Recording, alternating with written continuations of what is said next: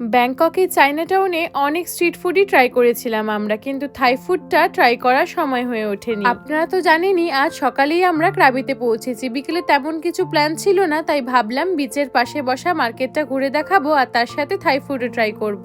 বিচের পাশে ছোট মার্কেটটায় দেখলাম বেশিরভাগ জামা কাপড়ের দোকান বসেছে, যাতে আছে প্রচুর সুইম কস্টিউম আর তার সাথে বিচ ওরিয়েন্টেড জামা কাপড়। আপনারা যদি কেউ ক্রাবিতে আসেন আর হয়তো বিচ ওরিয়েন্টেড ড্রেস নিয়ে আসেননি, তারা কিন্তু এখান থেকে অনায়াসেই কিনতে পারেন, আর দামও খুবই রিজনেবলের মধ্যেই। অনেক তো মার্কেট ঘোরা হলো, যাই এবার দেখি একটুখানি থাই ফুডের দোকান পাই কিনা। সেই মতেই রাস্তায় যাওয়ার পথে চোখে পড়লো একটা মকটেলের দোকান। সেখান থেকে মকটেল নিয়ে সোজা চলে গেলাম একটা দোকানে, আর যেখান থেকে ট্রাই করলাম থাই ফুড। থাই ফুডের মধ্যে আমরা অর্ডার করেছিলাম stir fried chicken with basil leaf আর পাদ থাই। উফ, দুটোই খেতে কিন্তু জাস্ট ওয়াও ছিল। প্রথমবারের মতন এত ভালো একটা অভিজ্ঞতা হবে ভাবতেই পারিনি।